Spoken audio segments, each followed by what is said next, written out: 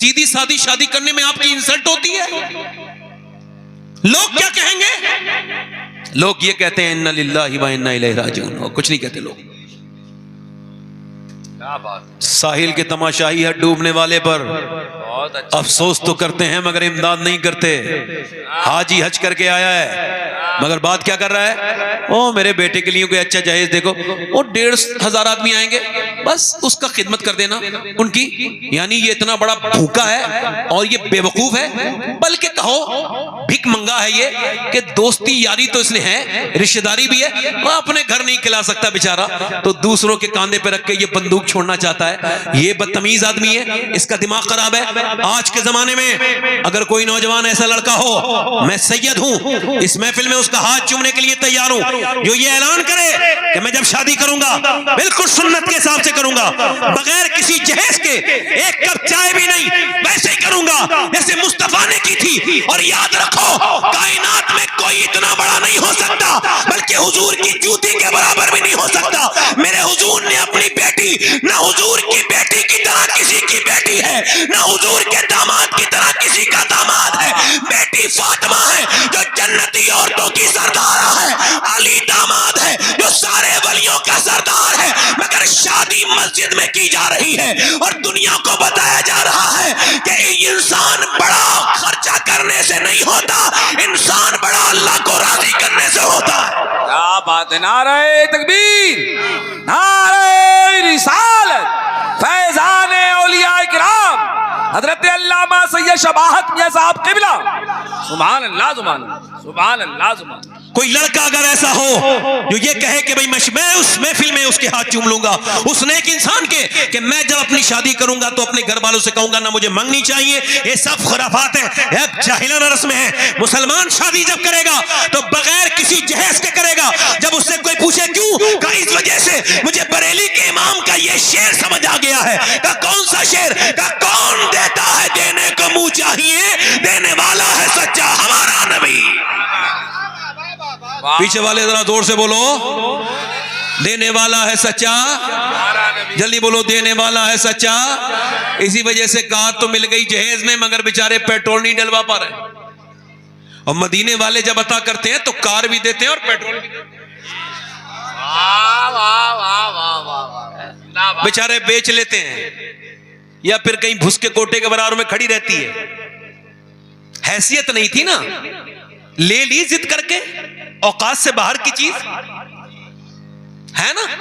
یہ جہالت ہے، بے وقوفی ہے، بدتمیزی ہے. مگر میرے بھائیوں آپ کو اس کی تکلیف نہیں ہوتی کہ مسلمانوں کے ساتھ، مگر آپ کو بتا رہا ہوں جب کوئی دقت ہو، جب کوئی پریشانی ہو، چونکہ مجھے زیادہ دیر گفتگو نہیں کرنی ہے اس وجہ سے کہہ رہا ہوں، جب کوئی دقت ہو، جب کوئی پریشانی ہو، آج میں آپ کو پوری زندگی کا نچوڑ کھل کے دے رہا ہوں. دیکھو کوئی اپنا راز نہیں دیتا، میں راز کھول کے جا رہا ہوں. دنیا میں اس سے بہترین کوئی جگہ نہیں ہے، اس میں اس سے بہترین سلنڈر کرنے کی کوئی جگہ نہیں ہے. یہ جو لوگ کہتے ہیں اس کے سامنے روئے، اس کے سامنے روئے، اپنی پریشانی بتاؤ گے اور پریشانی بڑھے گی. مولا علی فرماتے ہیں سب کے سامنے رو گے، فرماتے ہیں تو رب کے سامنے نہیں رو گے، اور رب کے سامنے رو گے تو سب کے سامنے نہیں رو گے. حضور کی سنت ہے. سنو میرے بھائیوں، سنو میرے بھائیوں، آپ کو کتنی تکلیفیں آئی ہیں. حضور فرماتے ہیں سارے نبیوں کی تکلیف اگر ایک پلڑے میں رکھ دو اور مجھ محمد کی تکلیف ایک پلڑے میں رکھ دی جائے تو فرماتے ہیں میری تکلیف کا پلڑا بھاری ہو جائے گا. میں نے جتنے غم، جتنے دکھ، جتنے درد سہے ہیں اتنے کسی نے نہیں سہے، مگر ایک آپ ضعیف حدیث بھی نہیں سکھا سکتے کہ میرے نبی پاک صلی اللہ علیہ وسلم نے کبھی رونے کے لیے کسی کا کاندھا تلاش کیا ہو، کسی کے کاندھے پہ سر رکھ کے میرے نبی روئے ہوں. نہیں، میرے مصطفیٰ نے خود بھی اور پوری دنیا کے اپنے امتیوں کو یہ پیغام دیا ہے. امی عائشہ فرماتی ہیں کہ میرے نبی پاک کسی کے ساتھ تو کبھی نہیں روئے، مگر جب رات ہوتی تھی تو میرے نبی پاک اتنا لمبا سجدہ کرتے تھے اور حضور کے اتنے آنسو نکلتے تھے کہ میرے نبی پاک کے آنسو گھر کے باہر کو نکل جاتے تھے. میرا امام کہتا ہے آنکھیں رو رو کے سجانے والے جانے والے نہیں آنے والے. سنو میرے بھائیوں، جب کوئی تکلیف آئے تو بس مصلا بچھاؤ اور رب سے کہہ دو. کیا بات ہے! نعرہ تکبیر، نعرہ رسالت. رب سے کہو، زندہ باد، زندہ باد. رب سے کہو. رب کے آگے، سبحان اللہ، رب کے آگے. صحابہ اکرام کی زندگی دیکھو، لٹ گئے لوگ، ختم ہو گئے، مگر وہ صحابہ وہ 313 ہیں. کتنے ہیں بولو؟ کتنے ہیں؟ اور ادھر 1000 کی فوج ہے. ذرا توجہ کرنا بھائی، تھوڑی دیر دھیان سے سن لو. کتنی فوج ہے بولو؟ 1000.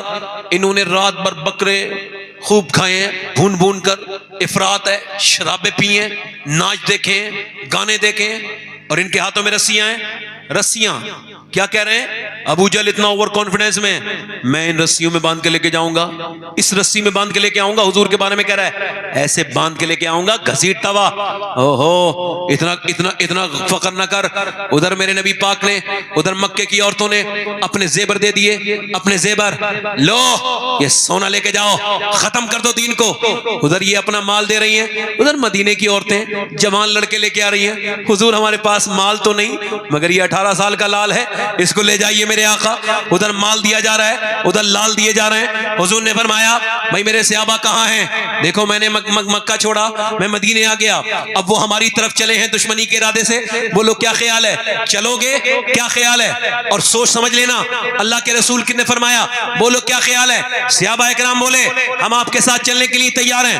حضور نے فرمایا سوچ لو، تمہارے پاس 7 تلواریں ہیں، ان کے پاس 1000 تلواریں اور نیزے اور بھالے ہیں. تمہارے پاس سامان جنگ کا نہیں ہے، ان کے پاس سامان جنگ کا ہے. بولو چلو گے میرے ساتھ؟ صحابہ اکرام عرض کرتے ہیں یا رسول اللہ امت یہ مصطفیٰ کی ہے، موسیٰ کی نہیں ہے. میرے آقا جان دے دیں گے آپ کے اوپر جب تک ہماری لاشوں پہ سے نہیں گزریں گے. آپ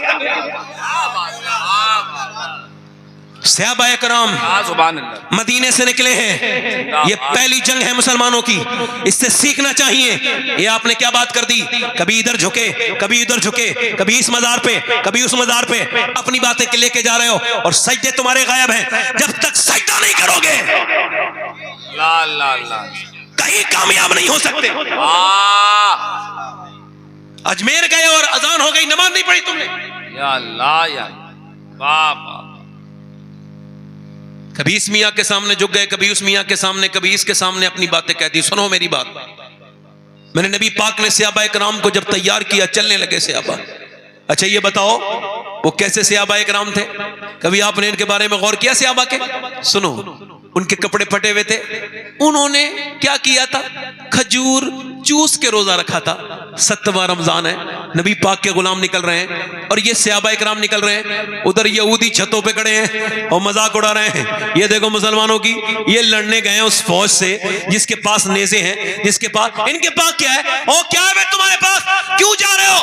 خودکشی کرنے جا رہے ہو؟ نہ تمہارے پاس تلوار ہے نہ نیزہ ہے، تمہارے پاس کیا ہے؟ تو وہ صحابہ اکرام کہنے لگے او یہودیوں سنو، ہم تلوار پر بھروسہ نہیں ہے، ہمیں تو اپنے سرکار پر بھروسہ ہے. واہ واہ واہ واہ، زندہ باد. ارے کیا بات ہے میاں، سبحان اللہ سبحان اللہ. واہ. اور سنو بس اسی بات کو بیان کر کے میں اپنی تقریر کو آخر تک لے کے جاؤں گا، مگر تھوڑی دیر تھوڑا دھیان دیں. حضور گئے، آپ کو معلوم ہے میں کیا کہہ رہا تھا آپ سے؟ ایک مسلمان کی عزت کیا ہے یہ آپ کو تو نہیں خبر نا. ایک ایمان کیا ہے. 10 لاکھ لڑکیاں مسلمانوں کی چلی گئی، مسلمانوں کو نیند بھی آتی ہے، رات کو وہ سکون سے سو بھی پاتے ہیں. کچھ غیرت والے لوگ ہیں، آپ کو بتاؤں ایک مسلمان کی ایمان کی اہمیت سمجھنا صرف، اور دھیان سے سننا. زیس کی آخری ہچکی ہے، غور سے سن، زندگی بھر کا خلاصہ اسی آواز میں ہے. زید بن حارثہ کہتے ہیں کہ وہ جب اس حدیث کو بیان کرتے تھے حضور کے منہ بلے بیٹھے تو اس دن حضرت زید بن حارثہ تو وہ روتے تھے. کیا کہ جب نبی پاک کے اوپر پتھر مارے گئے، جب حضور کے اوپر کنکری ماری گئی، پتھر مارے گئے، اور وہ کہاں ہیں؟ طائف میں. حضور بیٹھتے ہیں تو حضور کو اٹھا کے مارتے ہیں، پھر اٹھ جاتے ہیں تو پھر بیٹھ کے مارتے ہیں. حضور کو سرکار ایک پاؤں اٹھاتے ہیں دوسرا. اتنی آپ کے مارے گئے، اتنی آپ کے کہ زید بن حارثہ کہتے ہیں حضور کی پنڈلیاں پھٹ گئیں میرے نبی پاک کی. اور پھر حضور کو کہتے ہیں میں حضور کو اٹھا کے اور لے کے آیا باغ میں، لہو لہان ہے پورا جسم میرے پیغمبر کا. میرے تایا بچپن میں جب یہ بات طائف والی بیان کرتے تھے تو ان کی آنکھوں میں نے موٹے موٹے آنسو دیکھے تھے. وہ کہتے تھے بیٹے جب تمہارا عشق رسول تھوڑا ہلکا ہونے لگے تو حضور کے اس طائف کو یاد کر لینا کہ اس پیغمبر اسلام پہ پتھر مارے گئے اور کتنے، ایک دو نہیں، پنڈلیاں پھٹی ہیں، پورا جسم لہولہان ہے. یہ میرے پیغمبر کی یہ شان ہے کہ زید بن حارثہ کہتے ہیں عتبہ بن ربیعہ کا باغ تھا، حضور کا دشمن تھا، مکے کا تھا مگر اس کی پراپرٹی یہاں پہ تھی، یہاں پر رہتا تھا. اس نے کہا یہ دیکھو بہت برا کیا ہے ان کے ساتھ. اپنے غلام عداس سے کہا لو لے جاؤ اور لے جا کے ان کو یہ انگور کھلاؤ.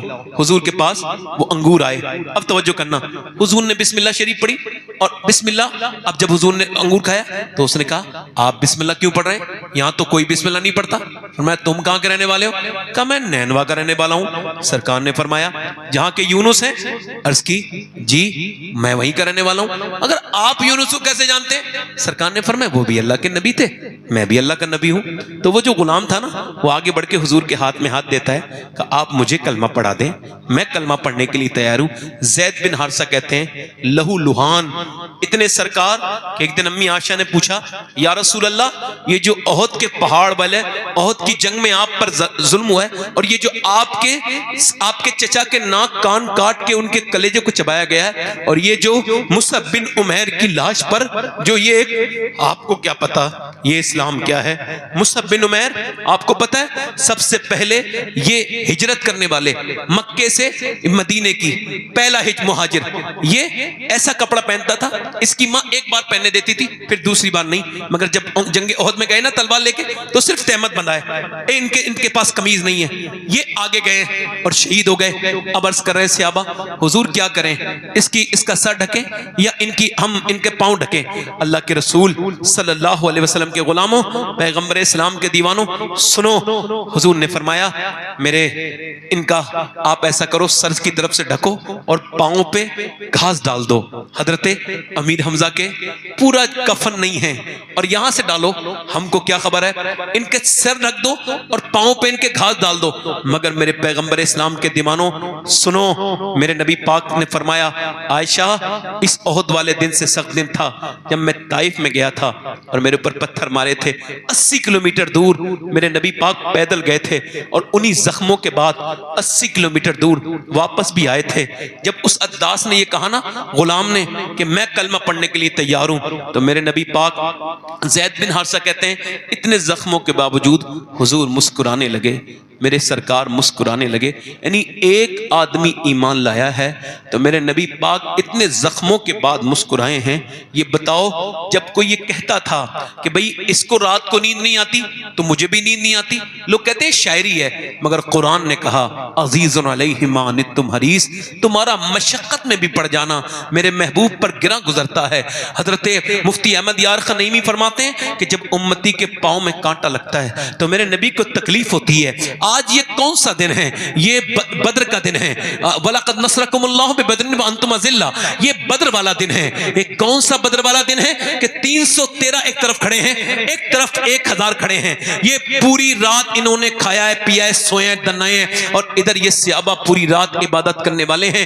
انہوں نے پیغمبر اسلام نے آج سجدے میں سر رکھا ہے، جہاں مسجد عریش ہے اس وقت میں سر سجدے میں رکھ دیا ہے. حضرت ابوبکر صدیق کہتے ہیں میں نے حضور کی چادر دیکھی کس طرح سے نیچے گر رہی ہے، میں پھر چادر رکھ دیتا ہوں، مگر حضور کے جو آنکھوں کے آنسو ہیں نا اس سے بدر کی ریت بھیگنے لگی ہے. میرا امام کہتا ہے آنکھیں رو رو کے سجانے والے، جانے والے نہیں آنے والے، آنکھیں کچھ کہتی ہیں تجھ سے پیغام، او درے یار کے جانے والے. میرے نبی پاک معلوم ہے کیا عرض کر رہے ہیں؟ اے میرے کریم جو میں نے پتھر کھائے نا طائف میں تو وہ سارے پتھر جو میرے اوپر اونٹ کی اوجڑیاں رکھی گئی اور جو میری گردن کو دبایا گیا تو سب کچھ میں نے کیا تو یہ 313 اکٹھا کر پایا ہوں. یہ 313 تیرے محبوب کی پوری زندگی کی کمائی ہے. یہ میرا ابو بکر، یہ میرا عمر، یہ میرا عثمان، یہ میرا علی.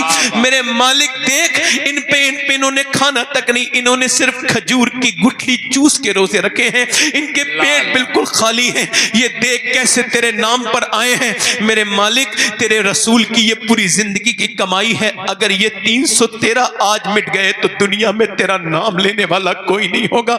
میں نے ساری تکلیفیں برداشت کر کے پیٹوں پہ پتھر گھر باندھ کے میرے رب میں نے یہ تیار کیے ہیں، اگر آج یہ دنیا سے ختم ہو گئے تو قیامت تک تیرا کوئی نام لیوا نہیں ہوگا۔ حضرت ابوبکر صدیق کہتے ہیں حضور روتے رہے، بہت لمبا، اتنا لمبا سجدہ کبھی دیکھا نہیں، میرے نبی پاک نے سارا کام کر کے اپنا سجدہ کیا ہے، آپ سجدے کیوں نہیں کرتے؟ آپ کو کوئی دقت آئے تو آپ ادھر ادھر کیوں دیکھنے لگتے ہیں؟ آپ سجدہ کیوں نہیں کرتے؟ میرے نبی پاک نے سجدہ کیا ہے، واسجد واقترب، سجدہ کرو اللہ کے قریب ہو جاؤ، سجدہ کیا ہے میرے نبی نے۔ حضرت صحابہ کرام کہتے حضور قرض کرتے ہیں مالک میری مدد فرما، اپنے پیغمبر پہ کرم فرما۔ حضور جب روئے ہیں اللہ کا ایسا فضل ہوا ہے کہ حضور نے آنکھ سر اٹھایا ہے اور حضور مسکرائے ہیں۔ اچانک ایک کونے میں ہوا چلی ہے اور کچھ ریت اڑنے لگی، صحابہ کرام حضرت علی عرض کرتے ہیں یا رسول اللہ وہ کیسی ہوا چلی ہے؟ فرمایا ہوا نہیں چلی ہے، یہ لینڈنگ ہوئی ہے، یہاں پر جبرائیل اترے ہیں 500 فرشتوں کے لیے، فرمایا 500 فرشتوں کے لے کر کے جبرائیل اترے ہیں، پھر ادھر ہوا چلی ہے، فرمایا اب اسرافیل اترے ہیں ادھر 500 فرشتے لے کے۔ سرکار نے فرمایا مسلمانوں چلو، اب وہ مسلمان جن کے ہاتھوں میں کیا تھا؟ کھجور کی ڈنڈیاں، کہا حضور کچھ تو دیجئے، لڑیں گے کائے سے؟ کھجور کی ڈنڈیاں کاٹ کاٹ کے دے دیجئے، تیری تلوار یہ تیری تلوار یہ تیری تلوار، جسے حضور تلوار کہہ دے خدا کی قسم کائنات کی کوئی چیز تلوار اسے ہرا نہیں سکتی۔ فرمایا یہ تیری تلوار ہے، یہ تیری تلوار ہے، یہ تیری تلوار ہے۔ میرے نبی پاک کے غلاموں، یہ میرے رسول کے غلام چلے اور تاریخ گواہ اسلام کی کہ ان بھوکے صحابہ کرام نے، وہ جو روزے سے تھے، ان صحابہ کرام نے اپنے ہاتھوں میں وہ کھجور کی ڈنڈی لے کے جب اللہ اکبر کا نعرہ لگایا ہے، اقبال کہتا تھا ہٹ نہ سکتے تھے، اگر جنگ میں اڑ جاتے تھے پاؤں شیروں کے بھی میدان سے اکھڑ جاتے تھے، تجھ سے سرکش ہوا کوئی تو بگڑ جاتے تھے، دیکھ چیز ہی کیا ہم توپ سے لڑ جاتے تھے۔ جب وہ صحابہ کرام آگے بڑھے ہیں اور جب انہوں نے کھجور کی ڈنڈی اٹھائی ہے، حیرت کی بات یہ تھی کہ آج کھجور کی ڈنڈی سر کاٹ رہی تھی، اس سے پہلے کبھی کھجور کی ڈنڈی نے کسی کو کاٹا نہیں تھا، مگر جب کٹوانے والا آمنہ کا لال ہو تو پھر کچھ بھی ہو سکتا ہے۔ ادھر سر کٹ رہے ہیں، ادھر کفار مکہ کٹ کٹ کے گر رہے ہیں، ان کے اندر ایک بھگدڑ مچی، ایک بے چینی شامل ہوئی اور وہ بالکل ہوپلیس ہو گئے، بولے بھاگو ہم مسلمانوں سے جیت نہیں سکتے ہیں۔ کہا کیوں نہیں جیت سکتے؟ کہا اس طرف دیکھو، انہوں نے ادھر دیکھا، اب یہ جب دوڑے، انہی دوڑتوں میں ایک آدمی دوڑ رہا تھا، اس کا نام امیہ تھا، بلال کے سینے پہ پتھر رکھنے والا، بلال کی گردن میں رسی ڈال کے پورے مکے میں گھسیٹنے والا۔ بلال نے اس کو دیکھا، بلال اس کے پیچھے بھاگے، وہ موٹا تھا، زیادہ دیر بھاگ نہ سکا، بلال نے جا کر کے اس کے منہ پہ گھوسا مارا، وہ زمین پہ گرا، بلال کو دیکھنے لگا، بلال نے کہا میں دیکھتا کیا ہے؟ یہ بلال کا گھوسا نہیں ہے، یہ تو اسلام کا گھوسا کفر کے منہ پہ لگا ہے۔ نعرہ تکبیر، نعرہ رسالت، فیضان اولیاء کرام، سبحان اللہ سبحان اللہ، زندہ باد زندہ باد۔ حضور نے سجدے کیے ہیں، ہمارے تو سجدے ختم ہو گئے۔ میرے بھائیوں، آپ نے سجدہ کیوں نہیں کیا؟ آپ اللہ سے کیوں نہیں کہتے اپنی باتیں؟ آج کل یہ شرح بڑھ رہی ہے کہ مسلمان میں بلکہ کچھ حافظ قرآن لوگ بھی خودکشی کر لے رہے ہیں۔ جو رب کو مانتا ہو اور یقین کامل رکھتا ہو اس کی رحمت پر، تو وہ کبھی یہ کام نہیں کر سکتا۔ ایک شعر سنیے آپ میرا، پہلے یہ بات سن لیجیے۔ جب آپ کو لگے نا خودکشی کے علاوہ، میرے یہ پیغام سب تک جائے گا، کوئی خودکشی کرنے کا پروگرام بنائے ہوئے نا،